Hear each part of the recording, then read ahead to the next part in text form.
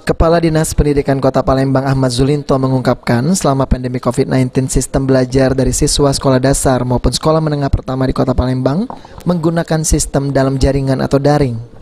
Ditambah lagi pemerintah Indonesia melalui Menteri Pendidikan telah meniadakan ujian nasional bagi para siswa sehingga menimbulkan suatu aturan baru untuk syarat kelulusan siswa. Salah satu aturan syarat untuk kelulusan bagi siswa SD hingga SMP adalah dengan ketentuan para siswa tersebut yang sudah memenuhi semua kegiatan belajar mengajar atau KBM baik secara online atau daring. Artinya, mereka para siswa yang rutin mengikuti kelas daring menjadi salah satu syarat dari kelulusan. Selain itu, syarat siswa yang lulus juga ditentukan lewat tugas yang sudah dikerjakan.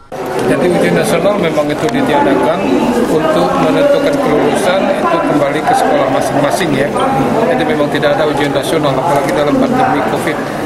Mereka dinyatakan lulus apabila memenuhi daripada pembelajaran yang sesuai dengan daringnya dan portofolionya sehingga sekolah diberikan keleluasaan untuk memberikan penilaian sendiri. Persiapannya Pak untuk kisi-kisi soalnya Pak? Tidak ada kisi-kisi soal sampai sekarang ya. Jadi kita kita bedakan dengan provinsi, itu kan kebijakan sendiri. Karena ini daring, untuk apa kita harus membuat kisi-kisi soal? Karena sekolah itu berhak untuk menentukan sendiri kelulusan. Ya. Jadi tidak dikoordinir dengan kisi-kisi.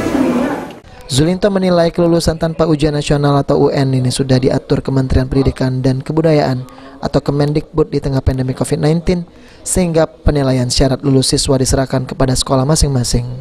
Okta Alfarizi, PAL TV.